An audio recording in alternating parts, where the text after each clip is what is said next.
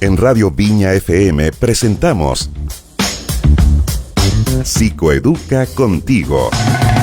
La educación y la salud infantil desde una mirada distinta, dinámica e inclusiva. Opinión, información y conocimientos de neurociencia para el día a día, con invitados y tu voz a través de redes sociales. Psicoeduca Contigo. Conducen Valesca Ananías y Eduardo Fuentes.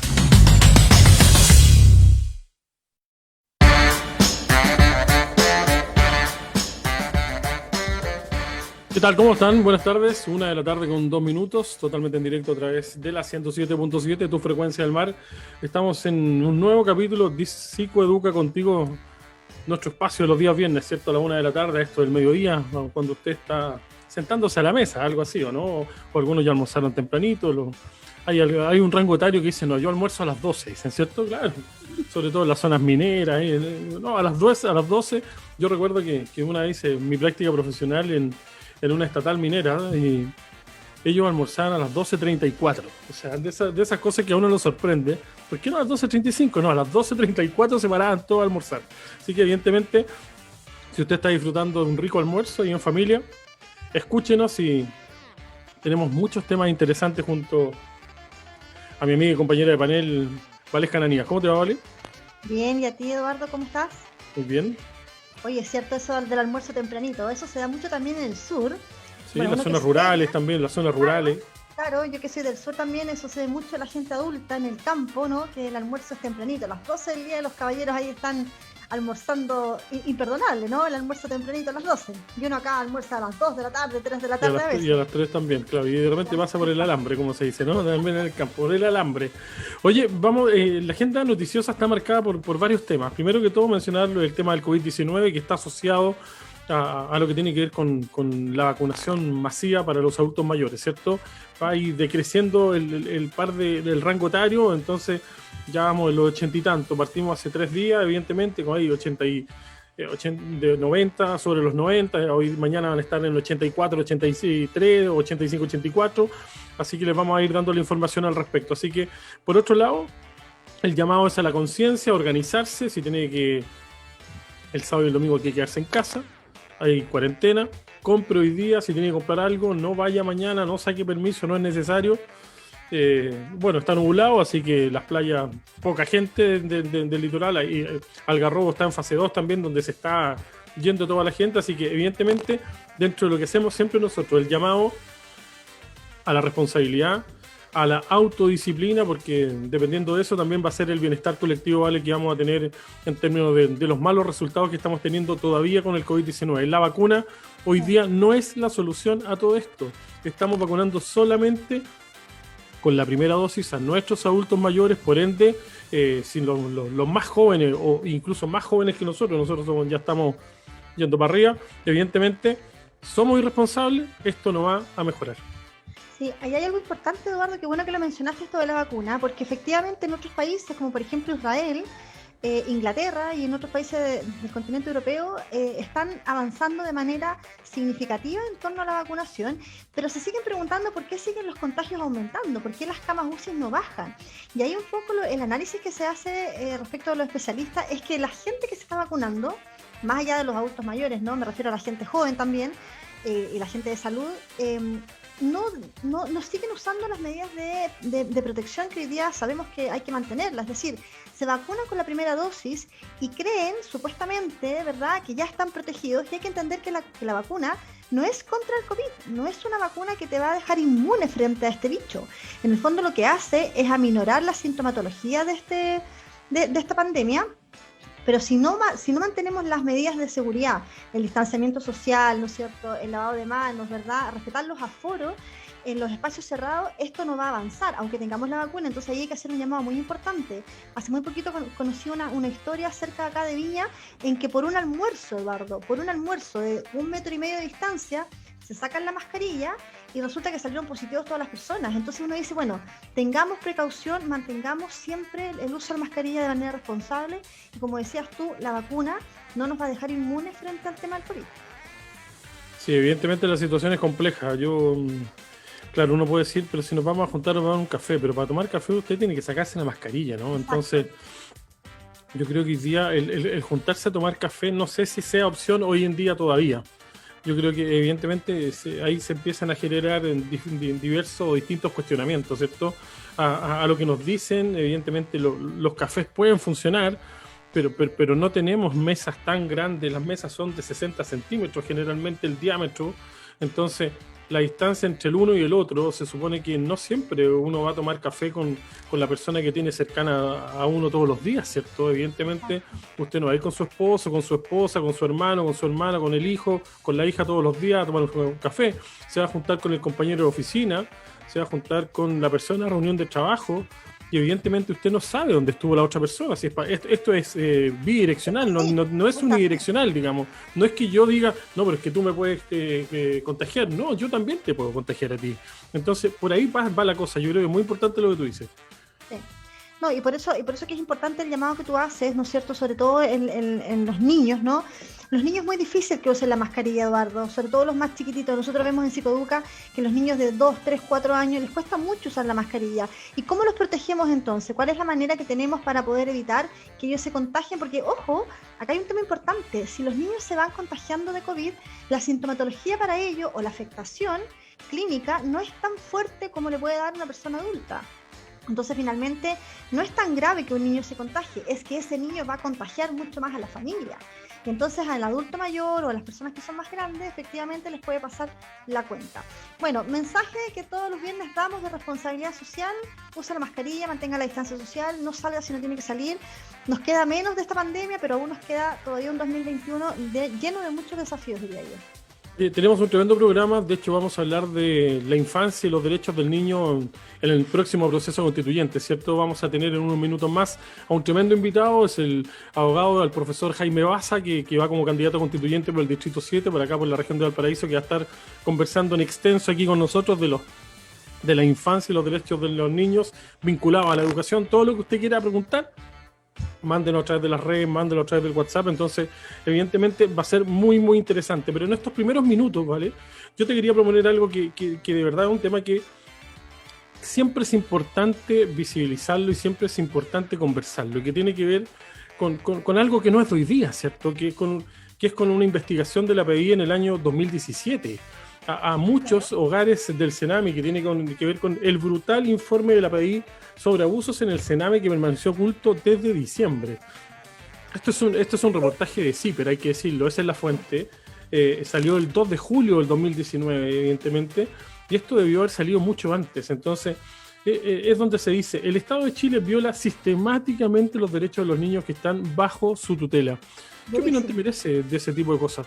No, ¿sabes qué me da susto? Me da miedo que la misma PDI, una organización interna, una institución nuestra interna, haga ese tipo de investigación y diga eso, que en Chile se violan los derechos de los niños sistemáticamente. Me siento con miedo y con susto entonces de la institucionalidad que hoy día tenemos respecto de la protección de la infancia. Y piensa tú que ese informe, Eduardo, surge luego del caso de esta chiquilla que muere en Estación Central, que se llama Lisette Villa, ¿no es cierto?, que fue investigada y que fue ampliamente, ¿no es cierto?, abordada por los medios de comunicación, y a partir de ese evento puntual surge esta investigación que hace la PDI, y que es brutal lo que dice. O sea, si uno se pone a mirar las cifras, realmente es escalofriante la cantidad de abusos, la cantidad de abusos de connotación sexual que sufren los niños y jóvenes también que están dentro de este sistema.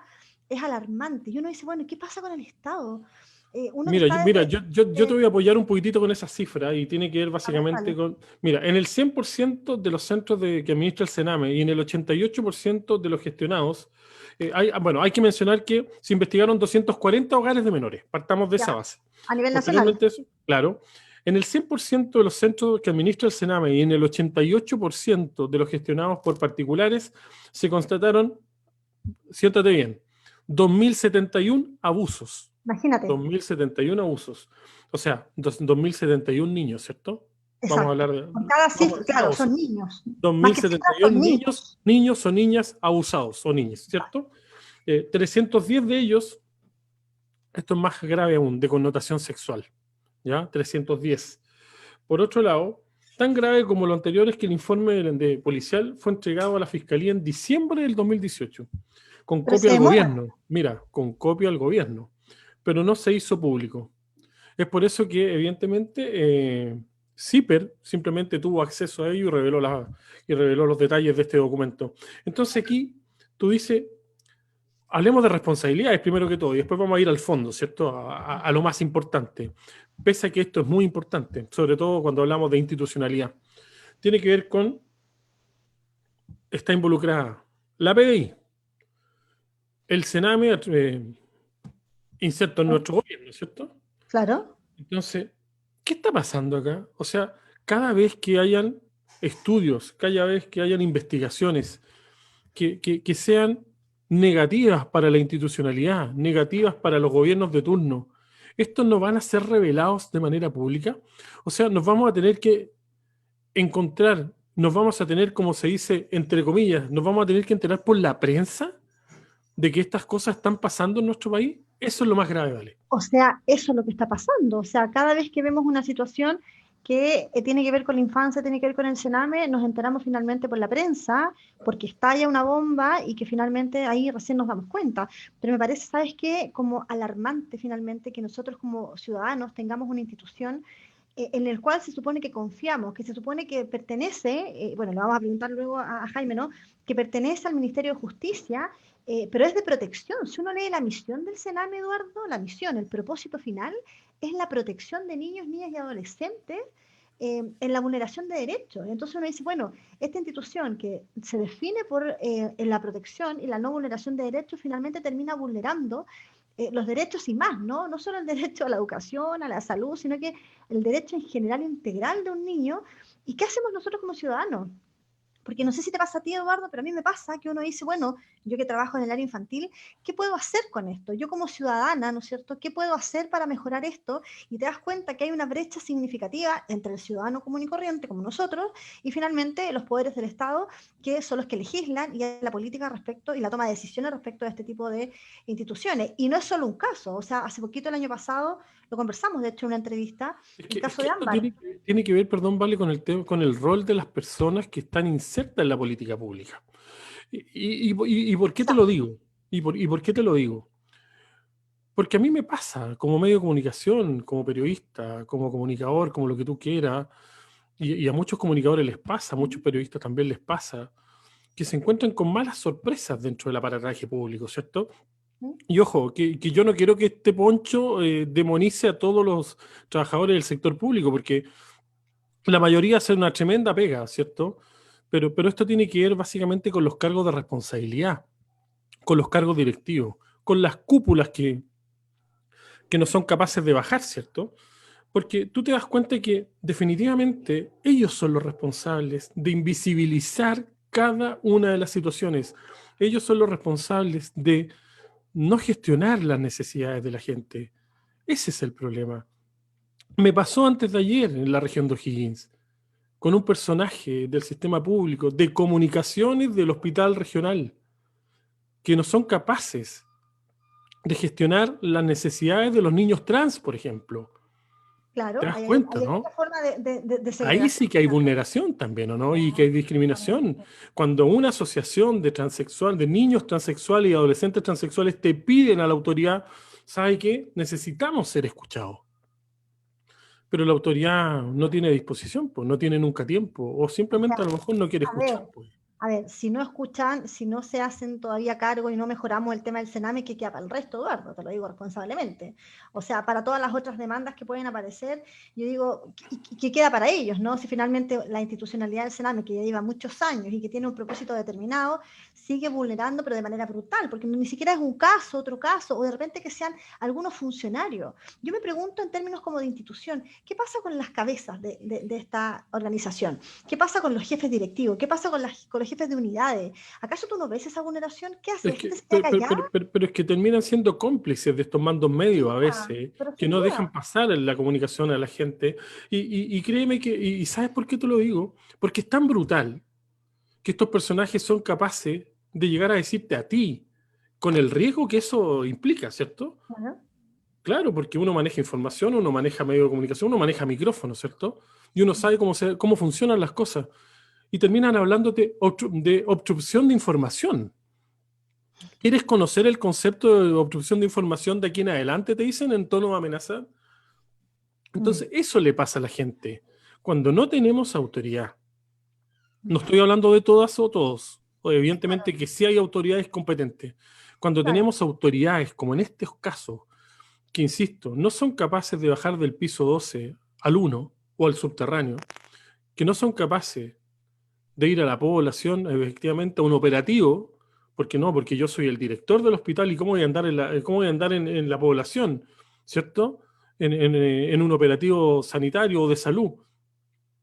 Es simplemente no saber la realidad de la gente. Es una desconexión total. Total, brutal y total. Y yo te pongo además en otro contexto. Piensa en los niños en condición de TEA, Eduardo, en donde se habla mucho de los derechos del niño, derecho a la salud, derecho a la educación.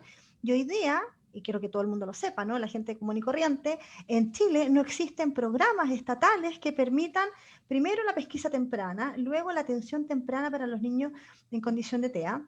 Eso no existe desde el Estado. Hoy día hay un grupo de movimientos potentes que se está queriendo acercar, que está alzando la voz, que está haciendo movilizaciones, justamente para que estos niños también puedan estar dentro del sistema auge y puedan en el fondo recibir atención mínima, Eduardo. No estamos hablando de grandes cosas, estamos hablando de derecho mínimo a poder recibir una atención de salud que permita, ¿no es cierto?, la calidad de vida y que permita la inserción en la vida, en el fondo. Entonces uno dice, ¿qué pasa con la vulneración de derechos? Yo creo que esas preguntas hoy día Jaime nos va a poder ayudar bastante porque en este papel en blanco, ¿no es cierto?, que toda la gente votó. ¿Cuánto fue el porcentaje, Eduardo, de la prueba? ¿Un 98? 80-20, 80-20 fue. 80-20, bien. O sea, un 80%, ¿no es cierto?, está queriendo un apruebo y es por este tipo de cosas. Entonces tenemos toda la esperanza de que finalmente en materia de infancia y de niñez podamos tener grandes cambios a nivel político, sobre todo a nivel político, que es lo que más necesitamos. Ahora, esto es más grave aún, ¿cierto? Cuando evidenciamos que son 310 niños o niñas vulnerados sexualmente.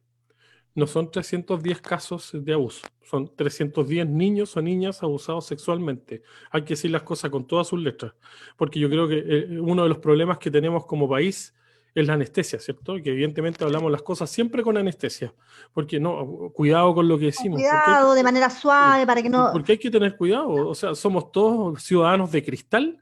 Yo creo que los ciudadanos ya no quieren ser de cristal, los ciudadanos quieren saber la verdad, quieren saber efectivamente lo que está pasando en nuestro país. Y por eso hoy día quieren vincularse tanto a los procesos, ¿cierto? De manera participativa. Entonces, el tema aquí es más complejo aún. ¿Qué pasa con estos 310 niños abusados sexualmente? ¿Cómo los vamos a recuperar? ¿Cómo Y los vamos a con la incluir? familia, ¿Cómo los vamos a tratar? O sea, ya, 300, mira, peor aún, pues vale, 310 familias. exacto. Entonces, ¿cómo avanzamos? Pues, cuando tenemos un Estado que no se hace cargo, y usted me dice, ¿y quién le dijo a usted que no se hace cargo? ¿Cómo voy a creer yo que se hace cargo si evidentemente están ocultando información? O sea, una cosa es que ocultan información y otra cosa es que tampoco se visibilizan las acciones concretas de cambio para mejorar esto, porque en el 2018 creo que el presidente en ese entonces, ¿no es cierto?, promueve este cambio del Sename, ¿no? En 2018, si bien digo, se envió al Congreso Nacional el proyecto de ley que permite, ¿no es cierto?, eliminar el tema del Sename, reemplazándolo por el Servicio Nacional de la Protección Especializada a la Niñez y a la Adolescencia. Y uno se pregunta, ¿será lo mismo, Eduardo? Porque finalmente está cambiando el nombre. ¿Será que va a cambiar la estructura interna? ¿Va a cambiar la institucionalidad? ¿Van a cambiar los fundamentos, la misión, la forma de organización de este Sename o por este Servicio Nacional de Protección? Porque la verdad es que si cambia solamente de nombre y seguimos en lo mismo, no tiene ningún sentido. Déjame A ver, decir. tú estás vinculado al tema. Tú estás muy vinculado al tema. ¿Le tienes fe? Mira, yo siempre he sido una persona muy positiva y pienso que sí, que con todo esto del apruebo finalmente van a haber personas, y bueno, por eso también el propósito de la radio, ¿no? Y traer a estos invitados tan importantes para poder conversar, visibilizar y poner sobre la mesa la realidad que hoy día ya es imposible ocultar. La sociedad antes se quedaba callada, le costaba mucho más a los medios de comunicación poder quizás compartir todos los datos y hoy día tenemos una sociedad tremendamente empoderada. Por lo tanto, que sea lo mismo va a ser muy difícil, porque en el fondo se espera, ¿no?, que hayan cambios reales, pero concretos a nivel institucional, porque no me sirve el cambio de nombre, no me sirve el cambio de director o directora. Tienen que haber acciones concretas. Ahora, dentro de lo más urgente, ¿cierto? Que tiene que ver con vamos a seguir abordando este tema de ocultar información, evidentemente, de los abusos de carácter sexual de los niños o niñas en los hogares del Sename, con el rol del Estado, con el rol de las policías también, porque algo tiene que decir la PDI al respecto, o seguramente algo tenía que decir, ¿cierto? Pero evidentemente, ¿cómo se trata de manera más mediata este tipo de casos, ¿vale? Cuando hay vulneraciones de carácter sexual en los hogares, ¿qué es lo más urgente? Porque hay que abordar de una u otra manera. Seguramente esto tiene un protocolo, tiene un proceso, hay que tratar a los niños o niñas de una manera bien distinta, y aquí sí que hay que tener un poquito de anestesia y tratarlos de una manera especial, ¿o no? Porque no es cualquier vulneración, no es que a uno de repente le hablen de mala manera, sino que son vulneraciones de carácter sexual que son bastante graves, digamos. Claro, de todas maneras, lo primero que se hace ahí, Eduardo, es como hacer los peritajes de manera adecuada, pero con equipos especializados, ¿no? Que los equipos en el fondo de psicólogos y que hacen estos peritajes sean profesionales altamente competentes, ¿no es cierto?, que puedan realmente pesquisar y que puedan levantar la información de manera objetiva. Y aún es más grave aún, Eduardo, cuando hemos tenido abusos sexuales en niños con discapacidad intelectual o con algún tipo de necesidad educativa especial. Imagínate lo que eso significa, poder sacar esa información y poder hacer un peritaje sexual con niños que tienen dificultades en la comprensión o dificultades en el lenguaje. Entonces, lo primero que se hace es tratar de tener la información lo más clara y objetiva posible, pero con equipos altamente especializados. Y luego de eso, y de manera paralela, ¿no es cierto?, tienes que ir dando la contención necesaria. O sea, un niño que ha sido violentado sexualmente y que además tiene que pasar por un proceso judicial de peritaje, o sea, ya tenemos doble trauma, no sé si me explico. A mí me ha tocado conocer las áreas de peritaje de delitos sexuales en el sistema público. Hay médicos que hacen, o profesionales que hacen un gran trabajo en esa área. Y ojo, hay que mencionar algo que también es muy importante, que generalmente son áreas dentro de los recintos hospitalarios que son muy invisibilizados. Es decir, que tienen muy poco recurso. En este caso, cuando estamos hablando de que son, por ejemplo, hospitales regionales, ¿cierto? Para la región de Valparaíso, para la región de O'Higgins, para la región de Antofagasta, lo que usted quiera, ¿ya? La metropolitana. Generalmente son tremendos elefantes hospitalarios, pero por otro lado tenemos que esa área que es tan importante son 2 o 3 personas, Exacto. ¿cierto? 2 oficinitas chiquititas, así como un city car, ¿cierto? Cuando hablamos de modelos compactos, ¿cierto? Entonces, evidentemente, ¿qué es lo que pasa ahí? Que si no nos hacemos cargo incluso de lo que es más fácil de implementar, que tiene que ver con la infraestructura, ¿cierto? Con la infraestructura de los recintos hospitalarios, para este tipo de procedimientos que son extremadamente complejos, y yo lo he conversado con los distintos profesionales cuando te dicen, es tan brutal tener que hacer un peritaje de carácter sexual a un niño o una niña que han sido violentados sexualmente, que hay casos en los cuales eso no se recupera nunca. No, es muy difícil porque en el fondo atraviesas lo que significa trauma. Y el trauma, Eduardo, es un proceso muy difícil de superar si no tiene un acompañamiento de verdad significativo por especialistas del área. Entonces finalmente uno dice, bueno, y los especialistas además son, como tú dices, son súper escasos, y son uno que otro psicólogo que está dentro de alguna institución. Entonces ese caso, ¿qué pasa con ellos? Finalmente quedan con trauma, y no solo el niño, sino que finalmente tenemos a una familia que está inserta dentro de la sociedad, que es lo más grave, ¿no? Oye, ya está en contacto con nosotros nuestro invitado, un tremendo invitado para hablar de estos temas, ¿cierto? Que tienen que ver con infancia, con vulneración de los derechos de los niños. Y evidentemente, como lo asociamos también al proceso constituyente, vamos a seguir hablando del rol del Sename y los grandes errores también de carácter histórico. El profesor Jaime Baza, candidato constituyente por el Distrito 7, por la región de Valparaíso, independiente. Jaime, ¿cómo te va? Bienvenido a Psicólogo Contigo, bienvenido a Viña FM. ¿Cómo estás? Hola, ¿qué tal? Buenas tardes. Muchas gracias por la invitación. ¿Cómo están? Muy Hola bien, pues Jaime, aquí mucho gusto, qué bueno tenerte. tratando de arreglar el No, mundo, como gracias. dicen algunos, ¿no? Ajá, Tratando de arreglar el mundo. claro. Pero yo tengo fe que con Jaime podemos arreglar parte por lo menos del mundo, pero de la área de educación. Yo ahí estoy luchando por ti, Jaime. Se puede, se puede. Oye, sí, yo creo que en la medida que tengamos voluntad, yo creo que las cosas van a ir funcionando.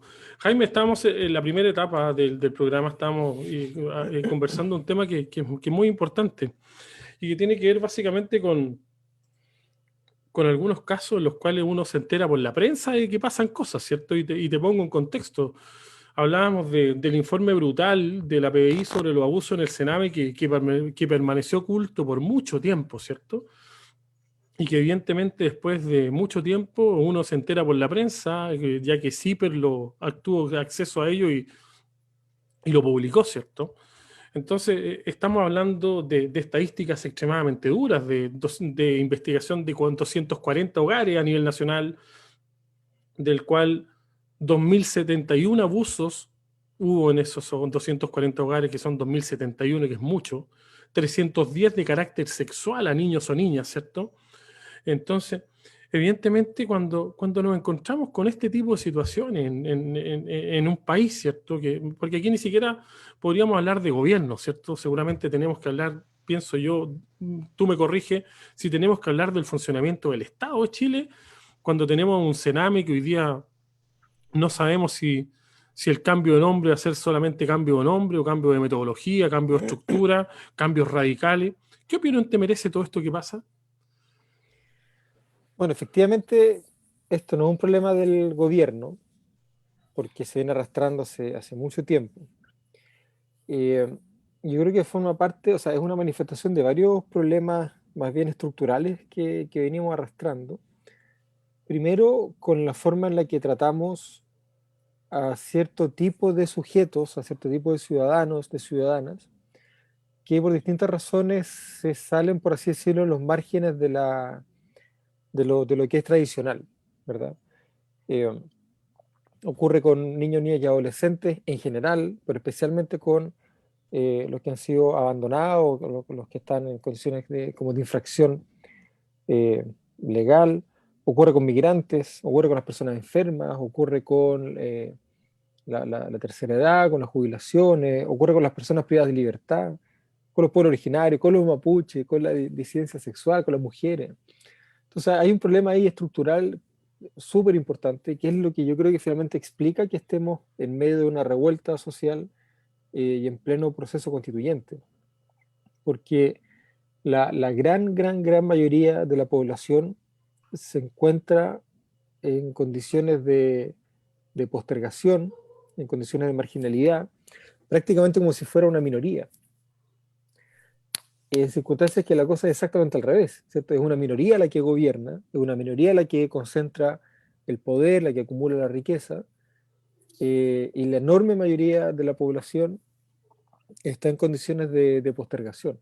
Entonces yo creo que ahí hay un primer elemento que es bien interesante, eh, porque es transversal, ¿cierto? No solamente de los niños y niñas del Sename, respecto de todos los niños, niñas y adolescentes que están en una condición bien como de objeto de protección y no de sujetos de derecho, y lo vemos con una serie de otros sujetos políticos también. Pero hay un segundo elemento que también creo que es interesante y que dice relación con lo lento que es el aparato estatal o la clase política para tomar decisiones.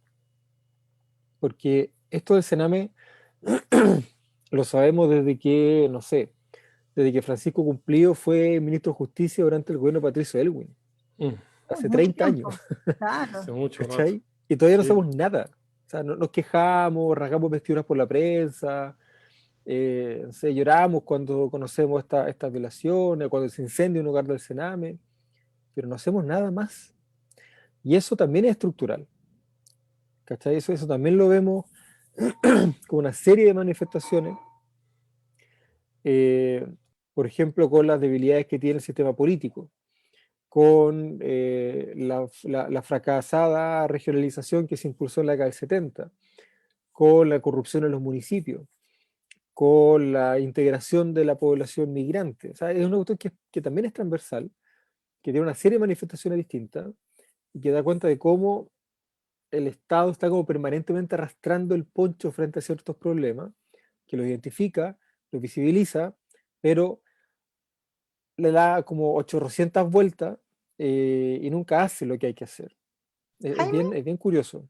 pero ahí el problema, como para que la gente que nos escucha también nos entienda, el problema del avance, ¿no?, del Sename o de la mejora, ¿no es cierto?, de esta institución que tiene, que tiene como por propósito, ¿no es cierto?, la protección de niños, niñas y adolescentes. No, el problema es económico, el problema es netamente político, el problema es la organización y la estructura en el cual el Sename está construido, porque ¿por qué arrastramos tanto el poncho? Mm. ¿Por qué en el fondo nos demoramos tanto en tomar decisiones? ¿Será que los equipos directivos hoy día que están dentro de la institución no son capaces de tomar decisiones eficientes, rápidas, certeras por un tema político? ¿O es porque nos faltan recursos? ¿O es porque incluso, disculpa, nos faltan equipos especializados? Eh, Mira, puede que haya un poco de todo, ¿eh? Eh, pero mira, vamos por partes. Yo creo que probablemente el 90 o el 95 podríamos haber dicho que no teníamos los cuerpos técnicos necesarios, suficientemente capacitados para enfrentar eh, cierto tipo de problemas. Yo creo que hoy día esos cuerpos técnicos están.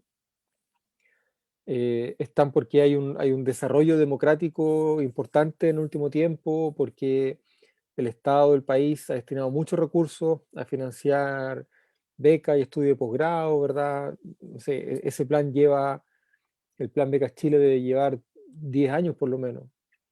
Entonces, cuadros técnicos hoy día hay. Yo creo que ese no es el problema. Yo creo que hay una combinación interesante entre recursos y voluntad política, pero no necesariamente porque falten recursos, y esto es una hipótesis, ¿verdad? Podremos conversarlo, yo no sé, a lo mejor ustedes opinan distinto, pero no necesariamente porque falten recursos, sino por la forma en la que esos recursos son distribuidos. ¿Por qué? Cuando empezamos cuando ya se hizo insostenible el problema del Sename, ¿verdad? Cuando había 1.313 niños y niñas muertos en el último año, ¿verdad? Algunos de estos pseudo intelectuales de derecha que son levantados con el capital de algunos empresarios, dijo, la solución es que hay que privatizar el Sename. Y lo que este niño no sabía es que el Sename ya está privatizado. Y ese dato es súper interesante, porque el Estado destina mucho dinero a la protección de niños y niñas que viven en situación de privación de libertad o de abandono familiar o que están con medidas de protección, etc. Pero el punto está en que ese dinero es administrado no siempre siguiendo los criterios que define el interés general, sino que muchas veces siguiendo criterios que determinan los intereses particulares de las personas que administran los centros del Sename. Pésimo. Y eso, exactamente, y eso lo que lo que termina generando es que perdemos como país la posibilidad de fiscalizar, perdemos como país la posibilidad de incidir en la forma en la que ese gasto se ejecuta, eh, y perdemos como país la posibilidad de acompañar ese proceso de, de cuidado, de rehabilitación, de reintegración en la sociedad que necesitamos para los niños, niñas y adolescentes del país que se encuentran en esas condiciones. Y esto lamentablemente no es transversal porque en salud vemos lo mismo. En salud no es que falte plata, el problema es que el sistema prefiere destinar muchos más recursos a pagar camas en clínicas privadas, ¿verdad?, que a fortalecer la capacidad hospitalaria del sistema público. Ocurre con el crédito canal del Estado a través del cual se financia la educación superior, ¿verdad? Dinero, mucho dinero público destinado a empresas privadas, que son dueñas de universidades. Ahí están los grandes conglomerados que han triplicado su matrícula en los últimos 10 años. Y ese es un problema estructural, y por eso creo que es importante poner de relieve que son las dos cosas juntas. ¿Por qué no hay voluntad política? No es que la gente sea mala, ¿verdad? No es que no les importe los niños y niñas que están en el Sename. Lo que pasa es que hay tanto dinero comprometido que es Eso es. difícil despertar a la voluntad política. Sí, claro.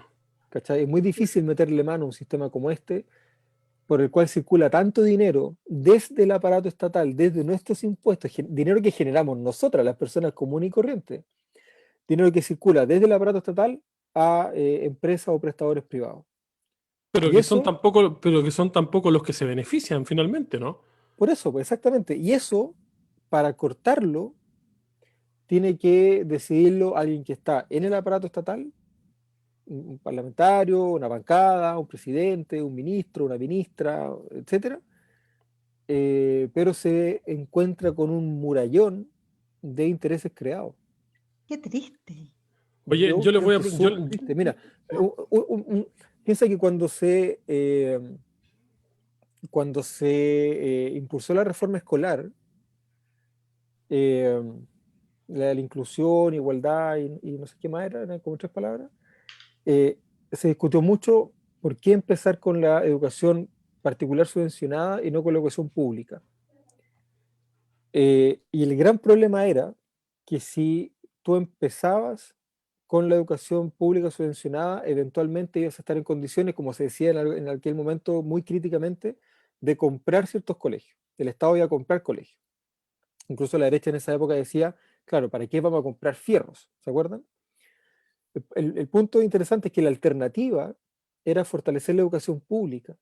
Si tú fortaleces la educación pública directamente, generas una fuga de estudiantes del sistema subvencionado al sistema público. Y esos colegios no se los compra nadie. Y ahí hay intereses creados de la iglesia, de un montón de políticos que son sostenedores de colegios, de periodistas que son sostenedores de colegios, que fueron horadando cada vez más la posibilidad de fortalecer la educación pública, porque claro, si la educación pública crece, va a empezar a comerse los estudiantes que van a la educación particular subvencionada. Y ese sector de la educación particular subvencionada se va a quedar sin negocio. Entonces ni siquiera van a haber fierros que comprar después, ¿cachai? Entonces, ¿qué fue lo Exacto. que hicieron? Fueron a proteger el negocio. No, sí, es Oye, súper yo, triste. la verdad es que hay muchos mensajes y tenemos que ir a una pausa musical cortita. Vamos a escuchar algo de Capital Cities, Sandborn, Surrender y seguimos conversando porque tenemos en realidad mucho mensaje, como por ejemplo, verdad, justicia y reparación para las víctimas y sus familias. Necesitamos un Estado que cuide y que repare. Definitivamente en ese tenor están los comentarios, así que vamos a algo de música y seguimos conversando con Valesca Cananillas, con Jaime Baza, aquí en Psicoeduca contigo. Nos vemos. Escuchas Psicoeduca contigo en Viña FM 107.7.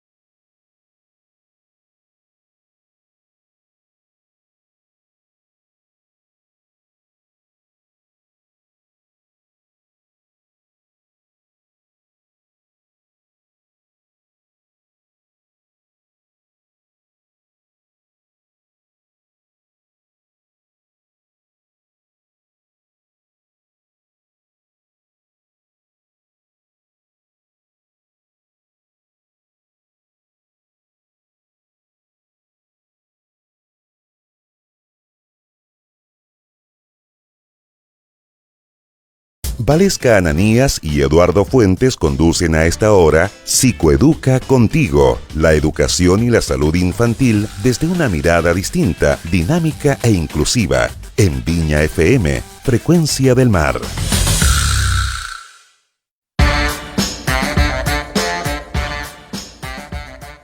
Ya estamos de vuelta, 13:43, estamos en Viña FM a través de la 107.7 en Psicoeduca Contigo y también en viñafm.cl y a través de las redes sociales en Psicoeduca y también a través de Radio Viña FM. Oye, les mencionaba, estamos con Jaime Baza, con Valesca Ananías, conversando evidentemente de infancia y derechos de los niños, ¿cierto? Y entre los muchos mensajes tenemos, por ejemplo, que nos dicen: si los adultos sobrevivientes de abuso sexual infantil no se sanan, pueden seguir repitiendo dinámicas abusivas, ¿cierto? Necesitamos terapia de reparación para adultos sobrevivientes, nos dicen aquí a través de las redes. Aquí saludos a Jaime Baza, nuestro candidato a la Convención Constituyente. Muy lúcido, Jaime Baza también nos dicen aquí entre todos. Tiene sus fans, tiene sus teams ahí, Jaime. Está funcionando el fans club y las redes sociales. No, pero eso está muy bien, ¿no? Acá nos dicen, a ver, dale. Seco Jaime, estuvo muy sólido. En realidad hay que hablar de los niños definitivamente porque están abandonados y sobre todo también en el sistema escolar. ¿Qué sientes, Jaime, cuando evidentemente tú representas con tu idea a toda esta gente que definitivamente también se siente vulnerada y que han vivido situaciones complejas de abuso, sobre todo abusos sexuales en infancia? Bueno, primero, es difícil hablar de representación en estos tiempos, ¿verdad? Porque hoy día están dadas las condiciones para que todas y todos podamos levantar nuestra propia voz. Sin embargo, yo creo que hay efectivamente un fenómeno bien interesante con algunas personas, conmigo, pero también con otros personajes, que de alguna manera quizá hemos logrado conectar con un cierto sentido común que hasta ahora había estado más bien reprimido, que había estado más bien oculto o invisibilizado. Claro, en algún momento, estoy pensando por ejemplo entre el 2006, 2008, por ahí, hubo políticos que intentaron recuperar un poco ese lenguaje de sentido común, hablando de las buenas prácticas en la política y cosas por el estilo, pero que seguían siendo gente más bien de la élite, que tenía grandes cargos públicos, ciertos exministros y cosas por el estilo. Y lo que ha pasado, creo yo, en el último tiempo, en los últimos 2 años, es que han surgido desde la sociedad personas comunes y corrientes, ¿cachai? No sé, bueno, como yo quizás, pero también como otros, también como otras, que hemos tenido la posibilidad de decir públicamente lo que todas nosotros pensábamos en nuestras casas, lo que pensamos cuando leemos el diario, cuando vemos la tele, etc. Que es básicamente tener un Estado al servicio de las personas, no de los empresarios, no del capital, ¿cachai? Y eso yo creo que ha generado un impacto súper interesante, porque no es que yo diga cosas particularmente inteligentes, sino que digo lo que muy probablemente todas y todos pensamos, ¿cachai? Y eso es lo que yo creo que de alguna manera le ha dado esta fuerza como ciudadana probablemente a mi candidatura. Oye, acá nos hablan, bien cortito, nos hablan de la importancia de un Estado que cuide y repare. ¿Tenemos hoy en día un Estado que cuide y que repare? No, mira, en materia, no sé, pensando en el sistema carcelario no es un sistema que garantice la rehabilitación de las personas que están privadas de libertad. Más bien al revés. Entran de determinada manera como infractores de ley, etcétera, pero salen mucho peor. Pasa lo mismo con el sistema hospitalario. El sistema público hospitalario, con el tremendo esfuerzo que hacen las profesionales y los profesionales de la salud, sigue siendo un sistema muy deficitario y muy por debajo de la demanda, sobre todo en términos de la cantidad de demanda que el país necesita. No nos olvidemos que el sector público de salud atiende a los sectores más precarizados, al 80% del país más precarizado. Y lo mismo pasa con el sistema de, qué sé yo, de salas cunas, jardines infantiles, ¿verdad? del cuidado y rehabilitación de las personas con discapacidad. Pensamos que la tremenda obra que significa la Teletón se financia con una campaña solidaria, ni siquiera tiene financiamiento estatal, es permanente y estable, basal. ¿Y Entonces debiese yo creo ser que hay un distinta, problema Jaime? ahí. ¿Debiese ser ¿Perdona? distinta? ¿Debiese ser distinta el tema de la Teletón? ¿Debiese tener aporte estatal más que privado, a Yo tu creo que juicio? la Teletón, siendo un sistema de salud que atiende a un sector de la sociedad particularmente vulnerado y particularmente excluido, ¿verdad? Debiera ser estatal y debiera tener un financiamiento estable, basal, con autoridades públicas con responsabilidad política, a quienes les podamos exigir cuentas, ¿verdad? Que les podamos pedir responsabilidad. Porque claro, la obra de la Teletón es muy bonita, ¿cierto? Esas 27 horas de amor, ¿verdad? Etcétera, etcétera. Y eso lo podemos mantener, no hay por qué terminar con eso, pero sí me parece que este debiera ser un servicio público integrado a la red pública de salud, eh, primero que garantice, o que más bien que evite que los vaivenes de la contingencia afecten la estructura presupuestaria de la Teletón, ¿cierto? El 2019 hubo estallido, no hubo Teletón, bueno, etcétera. Eh, Cuando hay elecciones tampoco hay Teletón, entonces como que tratar de asumir como sociedad, si ese es el punto, que la sociedad asuma el cuidado, la rehabilitación, etcétera, de su propia gente, ¿verdad? Jaime, y ahí te quiero llevar a otro plano, o sea, en la misma, el mismo paradigma, ¿no? Pero en otro plano, en términos como del TEA, del autismo, que es un área que a nosotros nos compete mucho y que la verdad es que a mí me interesa muchísimo también. Dentro de tu campaña y de tu área, ¿no es cierto?, la que tú ves, ¿no es cierto?, esto de la nueva constituyente, ¿no? Y de este hoja en blanco, ¿no?, que se pretende como Mm. escribir. ¿Qué has podido visibilizar tú? ¿Qué has podido recoger respecto de la atención temprana en los niños con autismo? Te lo pregunto porque hay algunos movimientos hoy día, y creo que lo hemos conversado en otros momentos, en los cuales se está pidiendo, ¿no es cierto?, este derecho de salud a los niños, primero que nada en el diagnóstico, en la pesquisa temprana, y que tengan también acceso a una atención temprana de calidad en los primeros por lo menos Claro. 4 o 5 años. Es algo fundamental. Si hay estudios científicos que pueden avalar esto, no lo digo yo, sino que lo dice la comunidad científica, y hoy día estamos teniendo un alto porcentaje de diagnósticos infantiles respecto de TEA.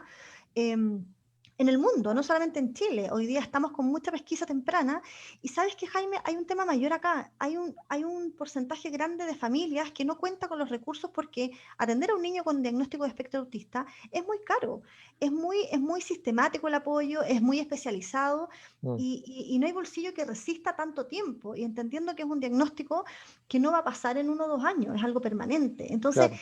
¿qué se espera de esta nueva constituyente, ¿no? ¿Qué podríamos esperar nosotros que podría cambiar?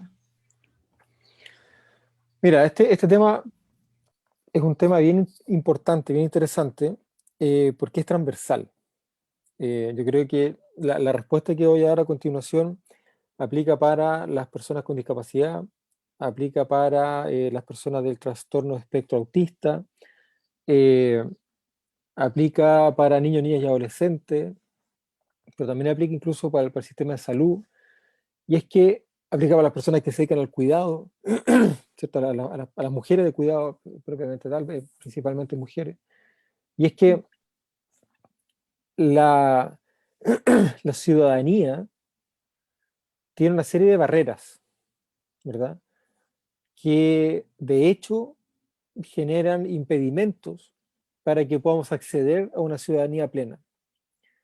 Y parte importante de esas barreras que impiden el acceso a una ciudadanía plena están marcadas, están condicionadas por ciertas características muy especialísimas nuestras, de las personas, que están relacionadas con el TEA, con la discapacidad, eh, etcétera, que impiden, ¿verdad?, que se puedan integrar plenamente a la sociedad y que puedan ejercer en condiciones de igualdad el resto de los derechos fundamentales eh, Mm.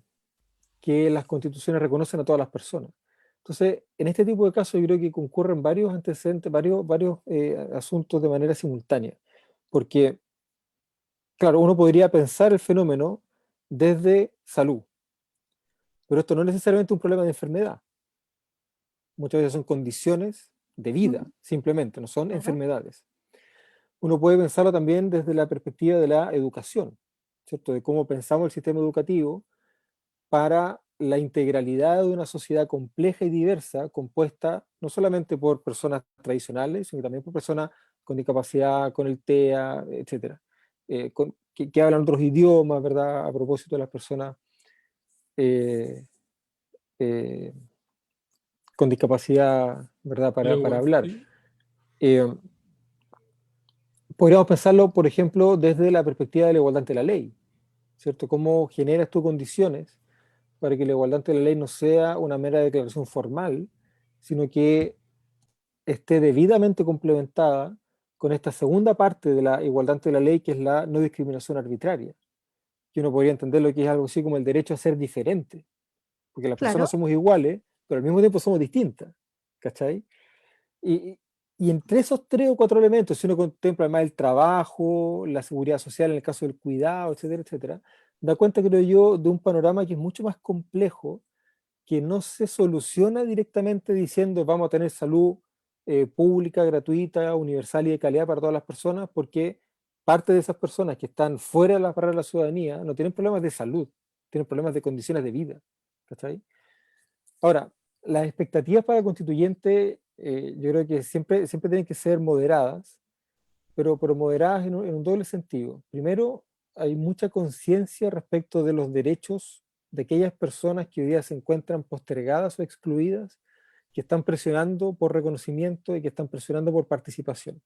Yo creo que ahí hay una dosis de realismo súper importante, porque este no es un problema teórico que inventen algunos profesores de derecho constitucional, sino que este es un problema de la sociedad real, ¿verdad? Aquí hay un problema de exclusión de la ciudadanía que hay que superar. Y por otro lado, el otro lado que yo creo que es interesante es que este proceso constituyente debiera o parece que va a tener condiciones de deliberación democrática muy distintas a las que hemos estado viendo históricamente en el Congreso Nacional. Eso significa que no solamente los y las constituyentes van a tener un vínculo muy cercano con las comunidades a las cuales representan, ¿verdad? Sino que además esas comunidades van a estar muy movilizadas durante el proceso constituyente, acompañando la deliberación, incidiendo, insumando, ¿verdad? Entonces debiéramos tener un proceso constituyente, claro, esto va a sonar raro decirlo, pero debiéramos tener un proceso constituyente mucho más democrático que el proceso de generación de Claro. la ley, Sí. ¿cachai? Ahora, todo esto va a depender, el éxito de todo esto va a depender de que seamos capaces de articular esos espacios de diálogo entre quienes aspiramos a representar a la voluntad popular, que es en la vida cotidiana finalmente de las personas. Pero yo tengo esa impresión, ¿verdad?, de que en este tipo de situaciones, como las personas con TEA, las personas con discapacidad, incluso los migrantes, ¿verdad?, las personas privadas de libertad, las personas que se dedican al cuidado, no basta con poner un articulito en alguna parte de la Constitución que lo reconozca. Esto tiene que ser transversal, ¿cierto? Hay una perspectiva, si tú quieres, una perspectiva de derechos humanos que es transversal a toda la Constitución Claro, en estas materias. te lo pregunto porque en el fondo, claro, existen leyes de inclusión, ¿no es cierto?, que aseguran la inclusión y la calidad de educación, etcétera, en términos sociales, de una persona que presenta alguna discapacidad o alguna condición en la sociedad. Pero eso es cuando son más grandes. Pero uno se pregunta en la infancia, Jaime, desde los 0 hasta los 6 años, eso todavía no existe. Entonces hay Claro, una vulneración gigante porque un niño que, por ejemplo, viene de otro país puede acceder a un junji, puede acceder a un jardín infantil, pero basta con que ese niño, chileno, no chileno, lo que sea, presente condiciones de TEA y se queda realmente sin nada. Por eso, exactamente. en el fondo es la preocupación de nuestra comunidad, en el fondo, hacia esta constituyente, que tenemos esperanza de que más que se visibilicen, ¿no es cierto?, como dices tú, se generen acciones concretas, no solo en educación, sino que también en salud, que tiene que ver con las atenciones de la primera infancia. Mira, esto lo conversamos hace algunas semanas con las amigas de la Fundación FUAN, de acá de Viña, eh, y acordamos básicamente esa misma noción, para esa misma idea. No basta con un articulito por ahí. O sea, tenemos que ser capaces de pensar salud de una manera inclusiva, educación de una manera inclusiva, trabajo, seguridad social, etcétera, de una manera inclusiva, porque esto es transversal, ¿verdad? Es como la perspectiva de género de la Constitución, ¿verdad? También hay la perspectiva de la discapacidad en educación, que no basta con que esté en discapacidad, también tiene que estar en educación. ¿verdad? Esto es transversal efectivamente. No, súper. Evidentemente que son temas que necesitan ser compartidos, conversados, debatidos, porque se enriquece con el debate, ¿cierto? Con las distintas miradas. Entonces, claro, para los niños, para la infancia, para la vulneración, definitivamente el proceso constituyente va a terminar siendo una tremenda, tremenda luz de esperanza, Jaime Baza. Así espero yo también. Yo creo que ese es el desafío y esa es la responsabilidad que tenemos. Oye, de verdad que tenemos que despedirnos, lamentablemente pasaron volando los minutos, así que sí, vamos a tener que invitarlo de nuevo, así de simple, ¿no? Jaime, te quiero dejar cordialmente invitado a nuestro programa, que sea los días viernes. Yo siento que este espacio es para eso, ¿no? Es para informar, para conversar, para entender también muchas cosas que, como dices tú, a veces se queda en el grupo político arriba y la gente común y corriente como nosotros, ¿no es cierto? No lo entendemos, no sabemos qué está pasando y creo que estos espacios sin duda nos ayudan mucho a entender y aportar y a poder informar a la comunidad. Así que muchas gracias, Jaime, por tu participación y por aceptarnos en la 107.7 hoy día. No, encantado, muchas gracias a ustedes y a disposición del programa, de todas maneras. Oye, y también le mandamos un saludo a través de que nos está escribiendo también a través de las redes a otro Jaime, al doctor Jaime Concha, que está ahí, está escuchándonos, que está muy contento y evidentemente también nos dice, nuestro candidato, nos dice el doctor Jaime Concha, que va a estar el próximo viernes aquí conversando también de vulneración de los derechos de la infancia y sobre evidente vulneración. Tremendo invitado el próximo viernes, así que le mandamos un saludo al doctor Jaime Concha que está con nosotros. Jaime, profesor, yo le digo profe Jaime Baza, así porque evidentemente los miércoles también aquí en Viña FM nos enseña educación cívica, para los que estamos cojos de educación cívica en el colegio, el profe nos enseña un poco. Todos estamos medio cojos, ¿no, Eduardo? Yo siento que la generación yo tuve un año de educación cívica no en el colegio, así que yo creo que nos falta un poquito. Profe Jaime Baza, un abrazo para ti y gracias por estar con nosotros en Viña FM. Vale, muchas gracias. Un abrazo grande a los dos. Gracias. Oye, nos despedimos, ¿vale? Los dejamos invitados a que sigan en la sintonía de la 107.7 y nos vemos el próximo día viernes a las 13 horas en punto con otro gran invitado en Psicobuca Contigo. Un abrazo para todos y todas. Un abrazo, nos vemos, cuídense. Chau. En Radio Viña FM hemos presentado Psicoeduca Contigo. La educación y la salud infantil desde una mirada distinta, dinámica e inclusiva. Opinión, información y conocimientos de neurociencia para el día a día, con invitados y tu voz a través de redes sociales. Psicoeduca Contigo. Conducen Valesca Ananías y Eduardo Fuentes. Las opiniones vertidas en este programa son de exclusiva responsabilidad de quienes las emiten y no representan necesariamente a esta emisora.